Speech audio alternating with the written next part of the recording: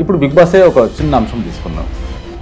అసలు మణికంఠ అనే అబ్బాయి క్యారెక్టర్ అసలు ఏంటండి అది? సింపతి డ్రామా వీటి మీద ఎక్కువ బేస్ చేసుకుంటాడు. ఈ అబ్బాయి అమ్మాయిలను హగ్ చేసుకోవడము, హగ్గు కావాలని అడగడము ఏంటండి ఇది? అదే హగ్గు కావాలని అడిగినంత ఈజీగా హగ్గు కావాలని అడుగుతున్నాడు మనోడు. జానీ మాస్టర్ ఇష్యూ అంటే ఇప్పుడు దీనిపైన మీరు ఎలాంటి యాక్షన్ తీసుకోబోతున్నారు?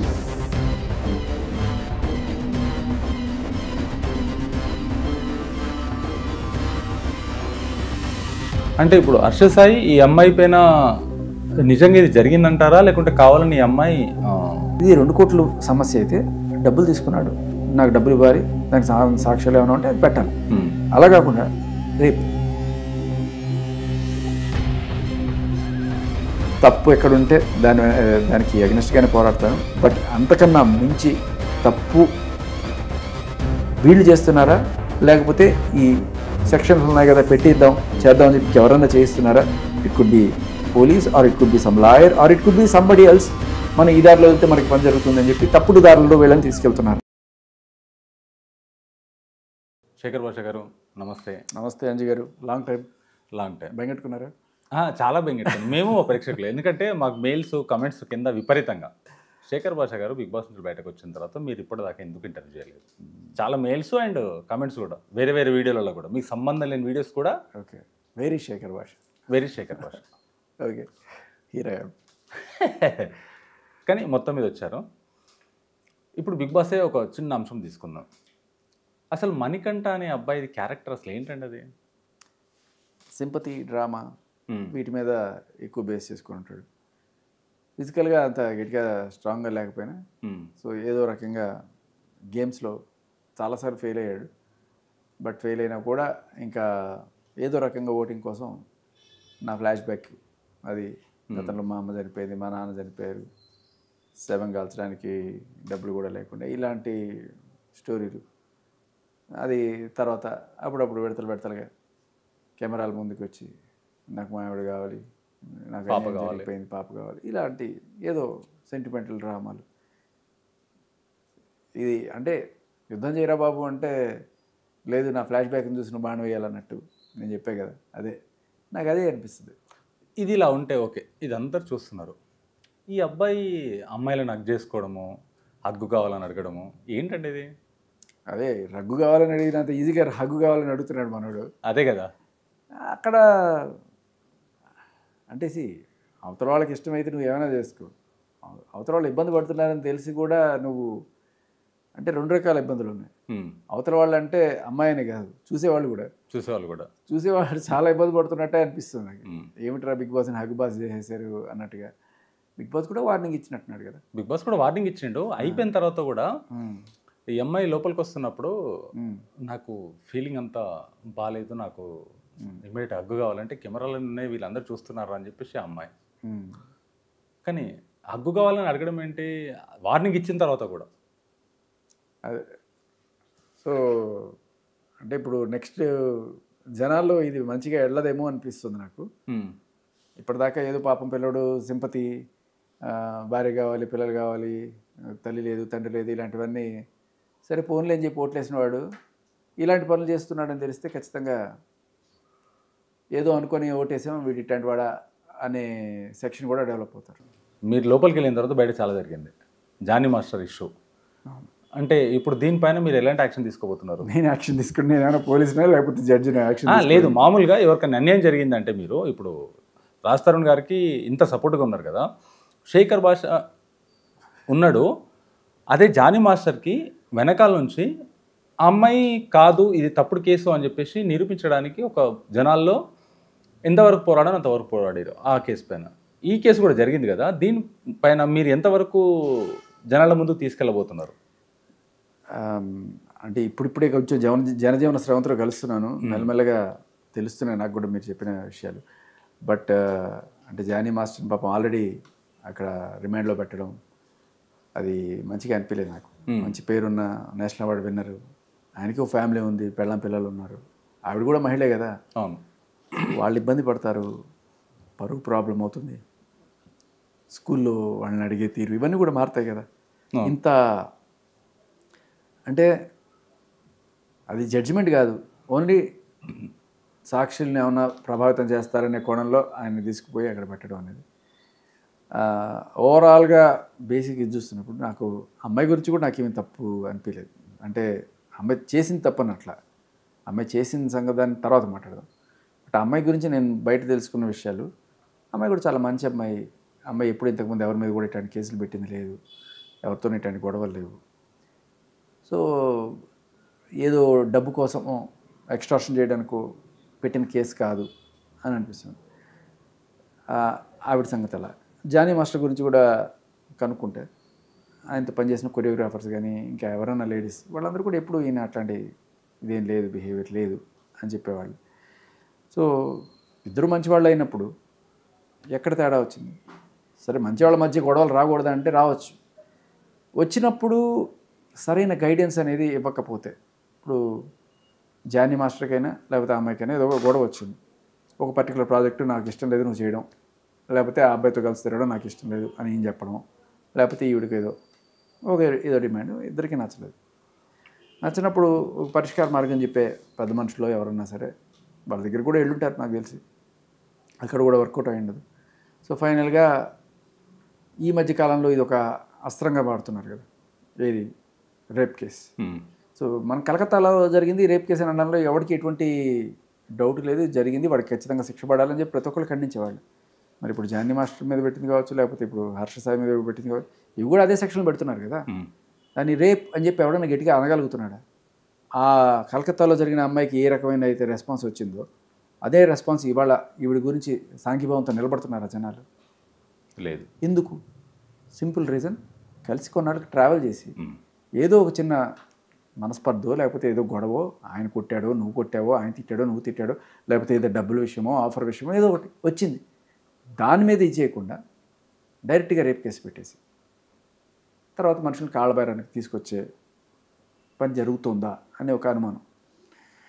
సో అందరికీ వచ్చిన ఫస్ట్ అది, ఈ 5 ఏళ్ళు ఏం చేసావు, 5 ఏళ్ళు జరుగుతుంది అని చెప్పావు కదా. ఈ వాడు ఏదో అక్కడేదో సినిమాకి సంబంధించిన షూటింగ్ టైంలో కొరియోగ్రఫీకి సంబంధించి ఏదో గొడవ వచ్చిందని చెప్పి అక్కడెక్కడ విన్నది నేను. బట్ ఏదో పెద్ద గొడవే, ఆ గొడవ చిలికి కాలువని ఇవాళ ఇలా మారింది.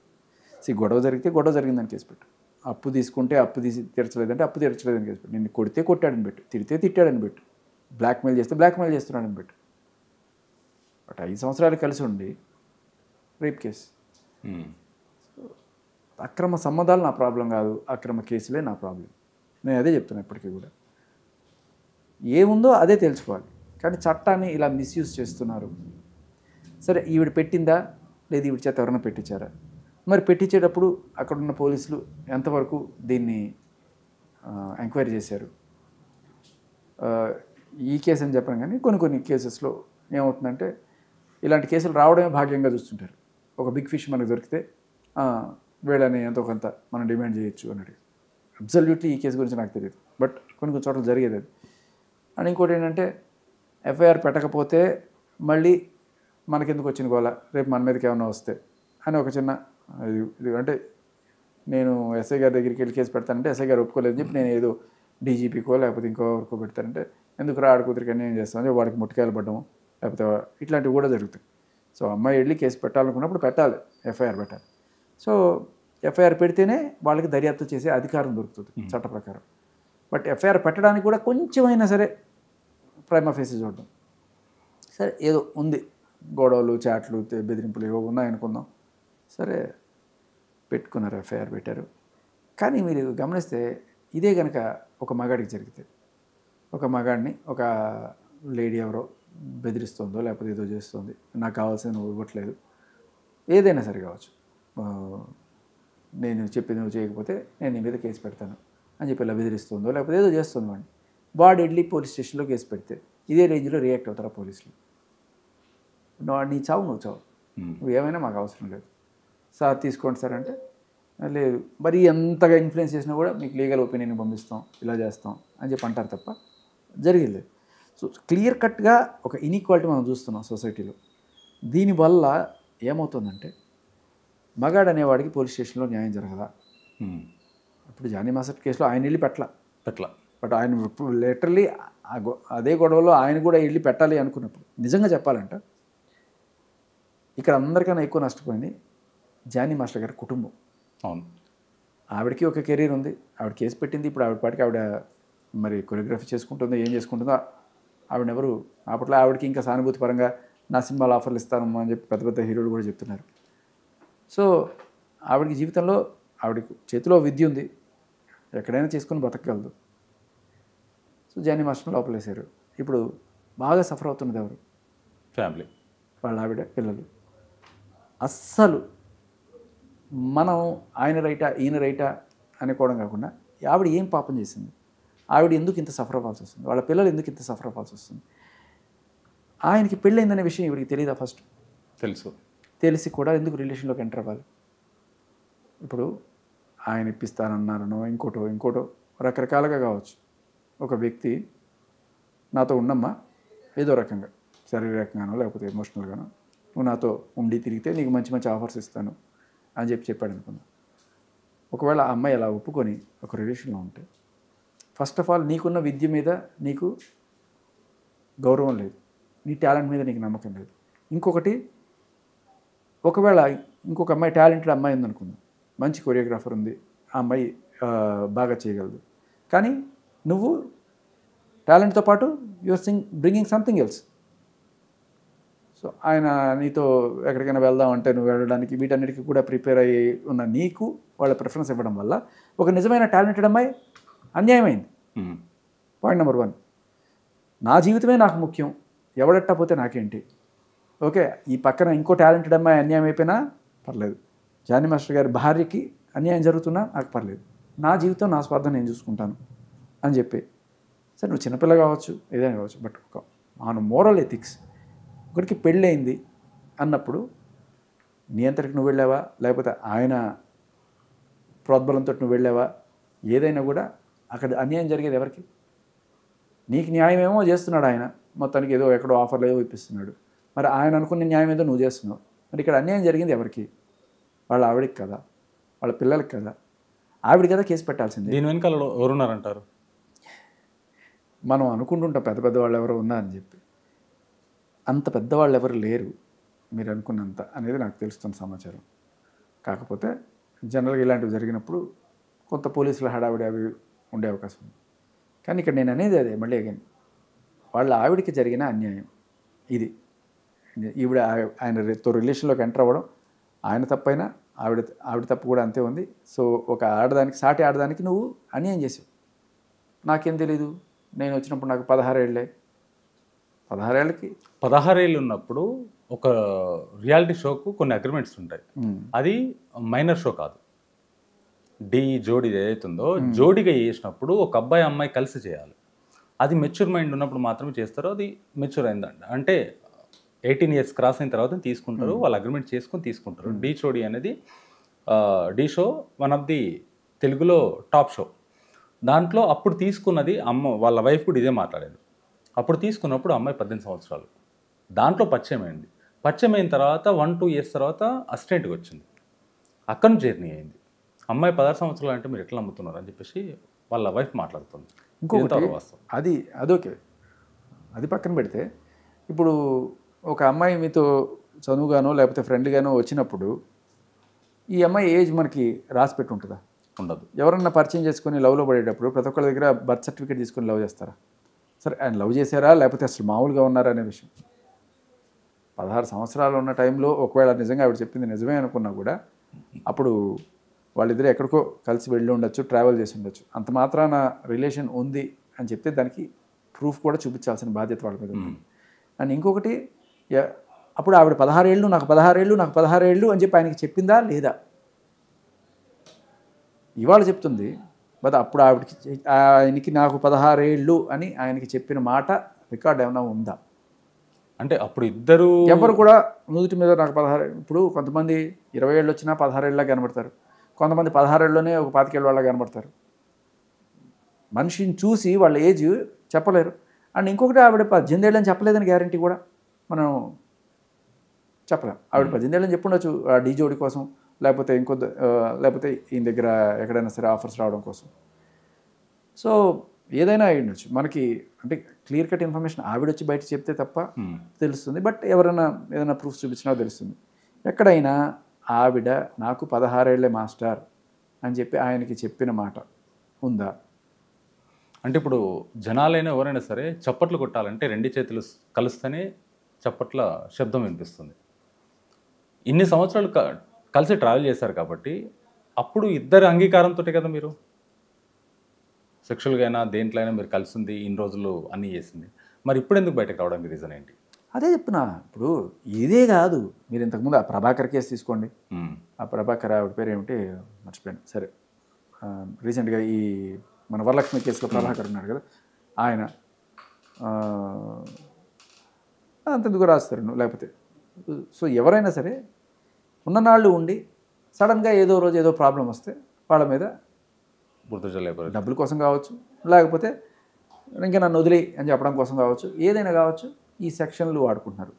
376 కావచ్చు, 493 కావచ్చు, ఇప్పుడు 69 ఇలాంటివి బిఎన్ఎస్లో వాడుతున్నారు అనేది మనకి చెక్ చేయాల్సిన అవసరం ఎంతైనా ఉంది. చాలా గట్టిగా వీటి మీద మనం పోరాడకపోతే రేపు ఫ్యూచర్లో ఇదేదో బాగుందే అని చెప్పి ప్రతి ఒక్కరు కూడా భార్య భర్త మీద పెట్టే అవకాశం కూడా ఉంది కదా. భార్య భర్త మీద పెట్టే అవకాశం సెక్షన్ 68 అది బిఎన్ఎస్. కానీ ఇక్కడ ఎవరైతే జానీ మాస్టర్ గారి మిస్సెస్ ఆవిడ అసలు మొత్తం కోణంలో ఈవిడ రైట్ కాదు, ఈవిడ అండ్ కుటుంబం వాళ్ళ పిల్లలు ఎంత బాధపడుతున్నారు, ఎంత సఫర్ అవుతుంది, దాని గురించి అస్సలు మనం మాట్లాడకుండా ఈయన రైటా ఈవిడ రైటా, ఈయన రైటా, ఇద్దరిది తప్పు ఉండొచ్చు, కానీ ఇద్దరు తప్పు వల్ల ఎవరు నష్టపోయారు?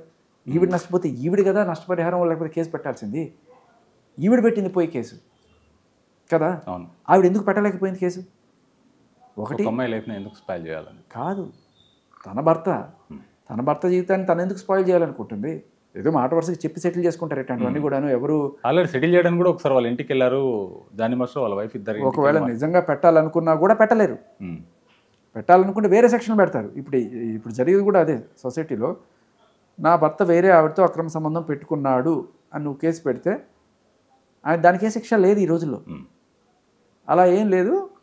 ఒకవేళ మీకు ఇష్టం లేకపోతే విడాకులు తీసుకోండి, ఆ విడాకులు తీసుకునేటప్పుడు ఈ కారణం చూపించండి, ఆయనతో భరణం ఎంతో అంత దీనికి తగ్గట్టుగా ఆయన తప్పు ఉంది కాబట్టి భరణం ఇప్పిస్తాం, అంతే తప్ప దానికి శిక్ష లేదు లేటెస్ట్ దీని ప్రకారం. సో ఆవిడ కేసు పెట్టినా ఆవిడ భరణం తీసుకొని భర్తతో సో కొంతమంది ఉంటారు ఏదో డబ్బులు కావాలనుకునే వాళ్ళు, అప్పుడు ఇలాంటి 498 ఏలు ఇలాంటివన్నీ పెట్టి భర్త దగ్గర నుంచి ఎంతో కొంత లాగడం ఇట్లా. బట్ ఆవిడ ఖచ్చితంగా అంటే భర్తతో ఉండాలనుకునే వాళ్ళు ఒకవేళ ఇట్లాంటివి ఉన్నా కూడా సరే తిట్టుకుంటున్నానో, లేకపోతే ఆయన ఏదో రకంగా సముదాయించుకొని మొత్తానికి లాక్కోవాలను, లేకపోతే ఆ అమ్మాయికి బుద్ధి చెప్పాలను, ఏదో ఒకటి చేసుకొని సంవత్సరం సాగిస్తుంటారు తప్ప ఇలా కేసు పెట్టాలనుకోరు. ఆవిడ నిజంగా అవన్నీ భరించింది, మహాయిల్లాలి పాపం ఆవిడ.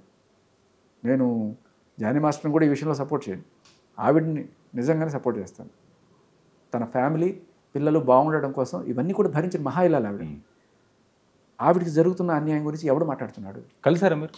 లేదు, కలిసే ప్రయత్నం ఒకసారి ఎప్పుడు కూడా దే డిస్కషన్, ఆయన రైటా ఈవిడ రైటా. బట్ ఈవిడ గురించి ఆలోచించండి. ఆవిడ వాళ్ళ ఫ్యామిలీ పరువు ఏమవుతుంది, రేపు స్కూల్ ఆ పిల్లల పరిస్థితి ఏంటి, అది వాళ్ళు పోలీసులు కేసు పెట్టే ముందు లేకపోతే ఈఎంఐ కేసు పెట్టే ముందు ఇవన్నీ కూడా ఆలోచించాలి. ఇన్నాళ్ళు 5 ఏళ్ళు నా జీవితం అంటున్నారు కదా, ఈ 5 ఏళ్లలో ఆవిడ ఎంత నరకవేదన అనుభవించండి. ఒక స్త్రీ భర్త వేరే అమ్మాయితో వెళ్తున్నాడు అని చెప్పి ఆవిడే, నేను విన్నది ఏంటంటే అన్నయ్య అని పిలిచి ఈవిని బాబీ అని పిలిచేది అని. ఇది వెన్నుపోట్లాగా ఖచ్చితంగా అనిపిస్తుంది కదా ఆవిడ నిజంగా. దీని వెనకాల ఒక పెద్ద హీరో, పెద్ద డైరెక్టర్ ఉండని చెప్పేసి నేను ఇండస్ట్రీలో చాలామందితో విన్నాను. జరిగినది ఆ షూటింగ్లో జరిగి ఉండొచ్చు, ఆ పర్టికులర్ సినిమా షూటింగ్లో జరిగినప్పుడు వాళ్ళ ఈగో అట్టయి, ఆ డైరెక్టరు ఆ హీరో ఈగో అట్టయి ఇక్కడ దాకా తీసుకొచ్చారు. ఈ అమ్మాయిని ఒక నేషనల్ కొరియోగ్రాఫర్ దగ్గర సెట్ చేయడం అని చెప్పేసి విన్నాను. ఎంతవరకు వస్తాం నాకు తెలిసింది చెప్పమన్నా చెప్తాను.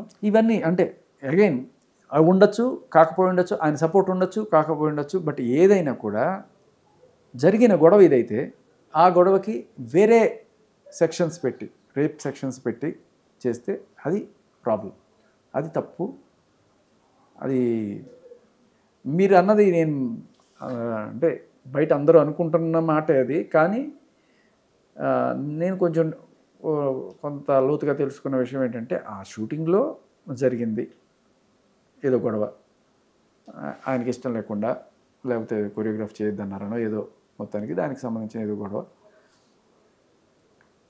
అంటే ఇప్పుడు అప్పుడు ఇండస్ట్రీలో చాలామంది ఉన్నారు, చాలామంది ఉన్నా సరే ఇంత అయిందంటే ఇంత పాకిపోతుంది. దీనికి నేను వింటుంది ఇది ఎంతవరకు వాస్తవం అవాస్తవం అని చెప్పేసి ఎగ్జాక్ట్లీ నాకు కూడా తెలియదు. ఇండస్ట్రీలో అందరూ అంటుంది ఏంటంటే, డైరెక్టర్ సుకుమార్ గారి వైఫ్ సినిమా చేస్తున్నప్పుడు ఆ సినిమాకి ఈ అమ్మాయి కొరియోగ్రఫీ చేస్తుంటే, ఈ అమ్మాయి కొరియోగ్రఫీ చేస్తుంటే ఈ అమ్మాయి కాటలే అని చెప్పేసి అసోసియేషన్ వాళ్ళు వెళ్ళి ఆపడం జరిగింది. ఆపితే వాళ్ళు ఈగో కట్టాయి. సుకుమార్ గారు అల్లు అర్జున్ దగ్గరికి వెళ్ళి అల్లు అర్జున్ దగ్గర నుంచి తీసుకొచ్చి అప్పుడు ఇండస్ట్రీ పెద్దలకు మాట్లాడి దాని తర్వాత కేసు పెట్టారు. కేసు పెట్టి ఆ అమ్మాయికి కొరియోగ్రాఫర్ గణేష్ ఆచార్య దగ్గర ఛాన్స్ ఇప్పించారు అని చెప్పేసి ఇండస్ట్రీలో కోడైకి వస్తున్న మాట ఇది. నేను అంటుంది కాదు, నేను విన్న మాట మాత్రమే. అదే అంటున్నా. ఇది ఎంతవరకు వాస్తవం? నేను ఎలా చెప్తానండి, మీకు అంటే మీకు ఇది కూడా మీరు కూడా సేమ్ ఇలాగే వింటున్నారా? కాదు అంటే ఇది బయట మీకు బయట సర్ఫేస్ అవుతున్నది, బట్ లోపల అంత ఉండదండి. ఎందుకంటే ఒకవేళ సుకుమార్ గారైనా లేకపోతే అల్లు అర్జున్ గారైనా నిజంగానే పెద్ద మనుషులు వాళ్ళు. అవును, వాళ్ళు ఒకవేళ ఇట్లాంటి కేసులు ఏమైనా పెట్టించాలనుకుంటే ఫస్ట్ ఆలోచించేది జానీ మాస్టర్ గురించో కాదు, ఆవిడ గురించి కాదు, ఆయన ఫ్యామిలీ గురించి కూడా ఆలోచిస్తారు ఖచ్చితంగా. సో ఒక లేడీని వాళ్ళు అలా ఇబ్బంది పడే సిచ్యువేషన్లో వాళ్ళకైతే ఖచ్చితంగా తెలియదు. ఏమన్నా ఉన్నా పెద్ద మనుషులాగా వాళ్ళు సెటిల్ చేస్తారు తప్ప అక్కడికి వెళ్ళి కేసు పెట్టండి నేను చూసుకుంటాం అనే తత్వం అయితే ఖచ్చితంగా వాళ్ళిద్దరు కాదు. నిజంగానే నాకు తెలిసిన అల్లు అర్జున్ కావచ్చు, సుకుమార్ కావచ్చు, నిజంగా పెద్ద మనుషులు వాళ్ళు ఇలా చేస్తారని నేను అనుకోను. ఏదైనా ఉంటే వాళ్ళు పెద్ద మనుషులుగా మాట్లాడి సెటిల్ చేస్తారు. సరే, ఇప్పుడు ఇలాగుంటే ఈరోజు నిన్న అమ్మాయి సాయంత్రం కేసు పెట్టడం జరిగింది. ఇది ఇలాగుంటే జానీ మాస్టర్ది పక్కన పెడితే యూట్యూబర్ హర్ష సాయి అండ్ ఇప్పుడు ఇండస్ట్రీలో ఒకటి సినిమా తీశాడు కాబట్టి ఆర్టిస్ట్ అనుకోవచ్చు. ఆర్టిస్ట్ తను కూడా మన తెలుగు ఫిలిం ఇండస్ట్రీలో ఆర్టిస్టు పాన్ ఇండియా లెవెల్లో తీస్తున్నారు. తన పైన కూడా ఒక అమ్మాయి కేసు పెట్టింది. తను కూడా ఆర్టిస్టే, ఆవిడ ఎక్స్ బిగ్ బాస్ కంటెస్టెంట్ కూడా, ఎక్స్ బిగ్ బాస్ కంటెస్టెంట్ కూడా అమ్మాయి, తను కూడా ఆర్టిస్టే. మరి దీనిపైన ఇప్పుడు మెల్లమెల్లగా ఆధారాలు ఏవో పెడుతున్నారు. అంటే ఇక్కడ ఒక మీరు గమనిస్తే వీళ్ళు మన ఈ లీక్లు ఏవైతే ఉంటాయో, ఆడియో కాల్ రికార్డ్స్ కావచ్చు, లేకపోతే చాట్స్ కావచ్చు, ఆర్ ఇంకేదైనా సరే, ఇవన్నీ కూడా మీడియాలో ఎందుకు సర్ఫేస్ అవుతున్నాయి? వాళ్ళు ఎందుకు పోలీసుల దగ్గరికి వెళ్ళి ఇవ్వచ్చు కదా అని మీరు అనుకోవచ్చు. సో మగాడికి ఉండేది ఇప్పుడు మీడియానే చెప్పాలంటే. ఎందుకంటే పోలీస్ స్టేషన్లు కదా పోరా, పోలీస్ స్టేషన్లో మనకి మగాళ్ళకు ఉన్న సపోర్ట్ మనకు అందరికీ తెలిసిందే. మగాడి కేసు పెడదాం అనుకుంటే కూర్చోమ్మా, తర్వాత ఆడవాళ్ళు వెళ్ళాలంటే పెట్టాలి కంపల్సరీగా. సో ఇటువంటి తరుణంలో మగాడికి ఒకవేళ ఏదైనా రక్షణ ఉందంటే, ఏదో కొంత గ్రేస్ సేవింగ్, పరువు దక్కించుకుని ఏదైనా ఉందంటే ఖచ్చితంగా వాళ్ళు మీడియానే ఆశ్రయిస్తారు. ఇప్పుడు రాజధాని కేసులో కావచ్చు, లేకపోతే వాళ్ళ మీద కేసులు పెట్టినప్పుడు ఇవన్నీ మీడియాలోకి ఎందుకు వచ్చినాయి అంటే, వాళ్ళు మంచి వాళ్ళని ప్రూవ్ చేసుకోవడానికి ఉన్న ఏకైక ఆపర్చునిటీ మీడియా. ఎందుకంటే అక్కడ కేసు పెట్టిన తర్వాత ఇక్కడ మీడియా వాళ్ళు బదనాం చేయడం మొదలెడతారు. అంటే ఇప్పుడు హర్ష సాయి ఈ అమ్మాయి పైన నిజంగా ఇది జరిగిందంటారా, లేకుంటే కావాలని ఈ అమ్మాయి చేస్తుందంటారా? మీరు ఆడియో కాల్ వినుంటారేమో ఇప్పటికే. ఆడియో కాల్ విన్నాను. ఓకే, ఆడియో కాల్ విన్నాను. సో ఇప్పుడు మేబీ అది టిప్ ఆఫ్ ద ఐస్బర్గే అవ్వచ్చు, ఇంకా వాళ్ళు సాక్ష్యాలు రావచ్చేమో. బట్ అక్కడ ఆవిడ డబ్బుల గురించి కూడా ప్రస్తావించిన మాట విన్నాం మనం. 2 కోట్లు ఎంతో ఇచ్చాను అది ఇది అని చెప్పి. ఇది 2 కోట్లు సమస్య అయితే, డబ్బులు తీసుకున్నాడు, నాకు డబ్బులు ఇవ్వాలి, దానికి సాక్ష్యాలు ఏమైనా ఉంటే అది పెట్టాలి. అలా కాకుండా రేప్, అదేంటి ఉన్న నాళ్ళు కలిసి ఉండి సడన్గా ఒక రోజున ఏ ప్రాబ్లం వచ్చినా దానికి రేప్, ఇలా ప్రతిదానికి రేప్ కేసులు లేకపోతే ఇలాంటి 493లు పెట్టుకుంటూ పోతే మీరు లిటరలీ లీగల్ సిస్టమ్ని అబ్యూజ్ చేస్తున్నట్టు. అంటే దీంట్లో మనకి ఇంకా పూర్వపరాలు తెలిసింది. కానీ ఇలా కనుక ఇది చేసేది కనుక నిజమైతే, ఒకవేళ కనుక ప్రతిదానికి ఇట్లా మనం పెద్ద సెక్షన్ పెట్టేసి తర్వాత వాళ్ళ కాళ్ళ బేరాన్ని తీసుకొచ్చి ఏదో సెటిల్ చేసుకోవచ్చు అనే కోణంలో జనాలు ఆలోచించడం మొదలుపెట్టారంటే ఇది చాలా డేంజరస్ పరిణామం మన లీగల్ వ్యవస్థకి, మన భారతదేశానికి, ఎస్పెషల్లీ మగాడికి. మగాడికి రేప్ అనేదే ఉండదు. అంటే ఆ రేపు కాదు, టుమారో, భవిష్యత్తు లేదు, భవిష్యత్తు లేదు అనేది. ఈ రేపు వల్ల మగాడికి రేపు లేకుండా పోతుంది అంతే. ఇది రేపు ఫ్యూచర్లో పెళ్లి చేసుకోవాలనుకుంటే భయపడాల్సిన పరిస్థితి. ఎవరైనా అమ్మాయిలతో కలిసి పని చేయాలన్నా లేకపోతే ఎవరికైనా ఉద్యోగం ఇవ్వాలనుకున్నాడు, అమ్మో ఇది రేపు మన మీద కేసు పెడితే అంతే ఉంది. సో ఒక భయంలో బతకాల్సిన పరిస్థితిలో మగాడు ఉన్నాడు ఇవాళ. చెప్తున్నా కదా, దట్ ఈస్ ద ఫ్యాక్ట్. అది వీడేదో చెప్తున్నాడు లేరు అనుకో, మీ దాకా వస్తేనే మీకు తెలుస్తుంది. వాళ్ళు వీళ్ళని లేదు. ఇంకా పోలీసుల పరిస్థితి ఇంకా దారుణంగా ఉంది. ఇప్పుడు పోలీస్ స్టేషన్కి వెళ్ళి ఒక అమ్మాయి కేసు పెట్టడానికి వెళ్ళింది అనుకోండి, పోలీసులు తీసుకున్నారో లేదో తీసుకొని అన్నాడు అనుకోండి, ఆయన మీద కూడా కేసు పెడతారు. ఇదిగో ఈయన నా మీద తప్పుగా గట్టిగా అరిచాడు లేకపోతే ఇది చేశాడు అని చెప్పి మళ్ళీ వెంటనే ఎంక్వైరీ కూడా ఉంటుంది దాని మీద. మనకి మహిళలంటే ఖచ్చితంగా గౌరవం ఉండాలి. దట్ డజంట్ మీన్ మగాడిని కుక్కలా చూడమని కాదు. ఇప్పుడు ఇదే పరిస్థితి. ఇప్పుడు ఈ అబ్బాయిని అరెస్ట్ చేశారా నాకు తెలియదు, ఇంకా అరెస్ట్ చేయలేదు. సో ఎందుకంటే అక్కడ డిఫెన్స్ మెల్లగా స్టార్ట్ అయింది ఆల్రెడీ. ఈ అమ్మాయి చెప్పేదంతా నిజం కాకపోవచ్చు అని ఎక్కడో ఒక చిన్న డౌట్ ఏమైనా ఉండొచ్చు. బట్ చూడాలి, మనకి రేపు ఎల్లుండో కొంచెం క్లారిటీ ఇంకా బాగా వస్తుంది, ఆధారాలు ఏమైనా వస్తే. జనాల్లో ఒక మాట వినిపిస్తుంది, శేఖర్ భాష గారు రాజ్ తరుణ్ లావణ్య విషయంలో వెంటనే స్పందించి ముందుకొచ్చి పోరాడిన వ్యక్తి. ఇప్పుడు 2 జరిగినాయి. మన జానీ మాస్టర్ గురించి జరిగి బయటకు వచ్చిన మీకు నా పరిస్థితి తెలిసి కూడా ఒక పక్క కొడుకు పుట్టి ఇంకో పక్క బిగ్ బాస్లో ఉండి 14 రోజులు నేను ఉన్నప్పుడు జరిగినవే కదా ఇవన్నీ. ఇవి అర్థం చేసుకుంటారనే భావిస్తున్నాను. బట్ ఇప్పుడిప్పుడే కదా బిగ్ బాస్ నుంచి బయటకు వచ్చిన తర్వాత నాన్ స్టాప్ ఇంటర్వ్యూలు కనీసం ఒక 50-60 ఇంటర్వ్యూలు అయినాయి ఇప్పుడు తెలిసినారు. సో ఈ గాలి పీల్చుకునే వెసులుబాటులో కూడా లేదు. నాకు ఇప్పుడు లైట్గా తెలుస్తున్న ఇన్ఫర్మేషన్ ఖచ్చితంగా తప్పు ఎక్కడుంటే దానికి అగ్నెస్ట్గానే పోరాడతాను. బట్ అంతకన్నా మించి తప్పు వీళ్ళు చేస్తున్నారా లేకపోతే ఈ సెక్షన్స్ ఉన్నాయి కదా చేద్దాం అని చెప్పి ఎవరన్నా చేయిస్తున్నారా? It could be police or it could be some lawyer or it could be somebody else. మనం ఈ దారిలో వెళ్తే మనకి పని జరుగుతుందని చెప్పి తప్పుడు దారుల్లో వీళ్ళని తీసుకెళ్తున్నారు. ఒకవేళ ఇది జరుగుతూనే కొన్ని ఎగ్జాంపుల్స్ మనం చూస్తూనే వచ్చాం ఇన్నాళ్ళు. దీన్ని ఆపాలి. ఎంతమంది కోసం పోరాడతాను నేను? మీరు అన్నట్టు రాజ్ తరుణ్ అయిపోయింది, తర్వాత జానీ మాస్టర్, తర్వాత ఇప్పుడు హర్ష సాయి, రేపు ఇంకోటి ఎవడో వస్తాడు, మీ మీద కూడా పెడతారేమో. సో ఇది కాదు పద్ధతి. మనం మన చట్టాన్ని మార్చుకోవాలి. మన పోలీసులు మగవాళ్ళ పైన బిహేవ్ చేస్తున్న తీరు మార్చుకోవాలి. దీనికి ప్రతి ఒక్కళ్ళు కూడా నడుం కట్టి వస్తే గట్టిగా వెళ్ళి ఢిల్లీలో కూర్చొని ఒక ధర్నా చేసి మనం మార్చుకోవాలి అనేది నా పాయింట్. ఇలా ఎంతమంది కోసం పోరాడుతూనే ఉంటాను సార్ జీవితకాలం. ఇంకా నాకు పిల్లలు ఉంటారు, నాకు వాళ్ళ పిల్లల్ని నేను చూసుకోవాలి. లొసుగులు మారాలి. ఇలాగే పోతుంటే రేపు వెళ్ళిన మా ఆవిడ కూడా మీద కేసు పెడతాం. సో ఇది మన ఖచ్చితంగా నేను చెప్తున్నా కదా, చాలామంది జోక్గా తీసుకుంటున్నారు. తోటి మగాళ్ళే వీడు చేసే ఉంటాడు రా, చేసే ఉండొచ్చు. నేను దాన్ని ఇప్పుడు సమర్థించట్లేదు. వాళ్ళిద్దరూ చేసినంత మాత్రం అది రేప్ కాదు. వాళ్ళు పెట్టిన సెక్షన్ ఏంటంటే రేపు. ఇద్దరు కలిసి ఉండొచ్చు కొన్నాళ్ళు, ఈవిడ ఆయనతో ఇష్టపూర్వకంగానే కలిసి ఉండొచ్చు.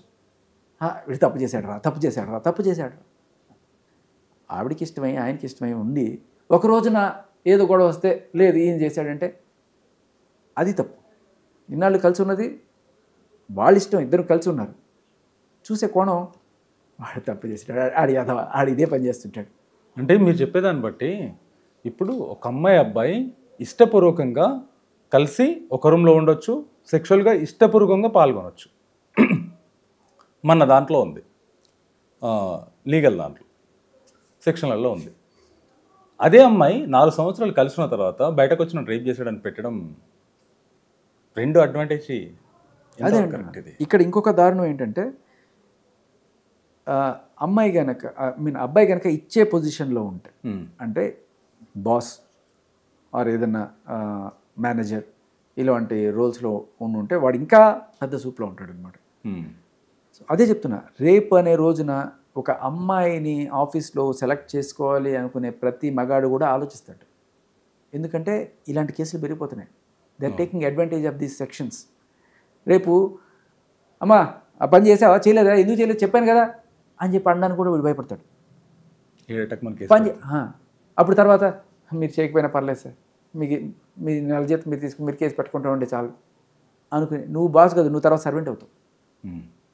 ఇప్పుడున్న సిచ్యువేషన్స్ నువ్వు సబ్జెక్ట్ పరంగా ఆవిడ ఇంటర్వ్యూ చేయొచ్చు, ఆవిడ సైకాలజీలో ఏముంది, ఆవిడ ఈ ఇట్లాంటి ఉద్దేశంతో ఉందో లేదా నీకు తెలియదు. భార్య అయినా సరే రేపు పెళ్లి చేసుకున్న తర్వాత థ్యాంక్ గాడ్ నాకు అలాంటి సిచ్యువేషన్ లేదు, బట్ ఎవరికైనా సరే ఇప్పుడు జానీ మాస్టర్ గారు మెసేజ్ ఉన్నారు, ఆవిడకి ఇట్లాగే ఏదైనా డబ్బాసో ఇట్లాంటివి ఉంటే ఆవిడ ఎప్పుడో పెట్టుండేది ఆయన మీద కేసు. ఎందుకు ఆవిడకి సాక్ష్యం లేకనా? వీళ్ళిద్దరు కలిసి తిరిగిన పోయి ఓడి పెట్టి ఇదిగో నన్ను గృహహింసకు గురి చేస్తున్నాడు లేకపోతే ఏదో ఏదో అని చెప్పి పెట్టింది అనుకో ఆయన మీద, అయిపోయి. ఆవిడ ఆ టైప్ కాదు, నిజంగా మహిళ. ఆవిడకి అన్యాయం జరుగుతుంది. నిజంగా ఎవరైతే మహిళలకు అన్యాయం జరుగుతుందని మాట్లాడుతున్నారో మీరు గుర్తించాల్సింది ఇద్దరు పిల్లల్ని కని వాళ్ళని పెంచుతున్న మహాతల్లి, భర్త లాంటిది ఒక వేరే తప్పుడు మార్గంలో అనుకోండి ఏదైనా ఆ మార్గంలో వెళ్తున్నా కూడా ఆయన్ని దక్కించుకోవాలని ఆరాటపడుతున్న ఆ మహా ఇల్లాలు నిజంగా డిజర్వింగ్ క్యాండిడేట్. ఏదన్నా న్యాయం జరగాలంటే ఆవిడికి జరగాలి అంతే. ఈవిడ కెరీర్ ఉంది, ఆయన సరే ఆయన బయటకు వస్తే మరి ఆయన పరిస్థితి ఏంటో కూడా మనకు తెలియదు, బట్ ఆవిడికి జరగాలి న్యాయం. ఇదేనా అది నేను చెప్తాను కదా, మగాడిని ఏదో చేస్తున్నా అనుకునే కోణంలో మీరు చితిపేస్తున్నది ఫ్యామిలీ ఒకరిని కాదు. చాలా థ్యాంక్ యూ సార్. ఎందుకంటే ఒక కాజ్ మీరు పోరాడే దాంట్లో 100% వాస్తవం ఉంది. మొగాళ్ళుగా మనకు తెలుసు ఏం జరుగుతుంది అనేది. ఇప్పుడు సార్ మగాళ్ళు అనకండి సార్, మూగాళ్ళు అనండి. మూగాళ్ళు సారీ, ఎప్పుడో వాయిస్ పోయింది మనకి పోయింది. ఎందుకంటే సెక్షన్స్లో అమ్మాయి అబ్బాయి కలిసి జీవించవచ్చు, లివింగ్ రిలేషన్షిప్లో ఉండొచ్చు, రూమ్లో ఉండొచ్చు, లాడ్జ్లో ఉండొచ్చు, ఇద్దరు అంగీకారంతో. ఇంతవరకు బాగానే ఉంది.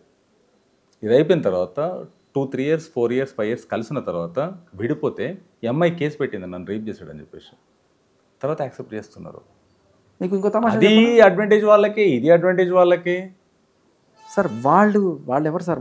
వాళ్ళు కూడా మనకి తోటి వాళ్ళే సార్. వాళ్ళు బాగుండడంలో వాళ్ళు బాగుండాలని కోరుకుందాం, కానీ వాళ్ళు బాగుండే క్రమంలో వీళ్ళు చితికిపోతున్నారు కదా.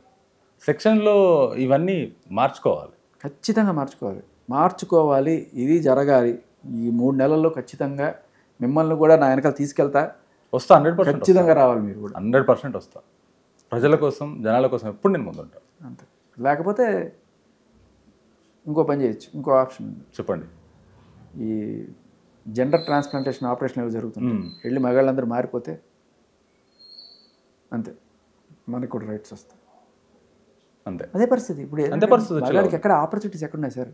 ఇప్పుడు మీరు ఒక మీడియా స్టూడియో నడుపుతున్నారు, రేపు ఎవరైనా ఇద్దరు ఆడిషన్స్కి పిలిచారనుకోండి, ఫస్ట్ ఆడవాళ్ళకి ప్రిఫరెన్స్ ఇస్తారు కదా. అవును, జాబ్స్లోనూ వాళ్ళకి ప్రిఫరెన్స్, ఏదైనా అయితే కూడా చట్టాల్లోనూ వాళ్ళకి ప్రిఫరెన్స్ అన్నీ ఉండి మగాడు ఏదో బతుకుతున్నాడు, ఏదో ఎక్కడో చిన్న చేసుకున్నాడు, వాడిని కూడా మీరు కొడుతున్నారంటే ఇంకెక్కడ బతకాలాడు?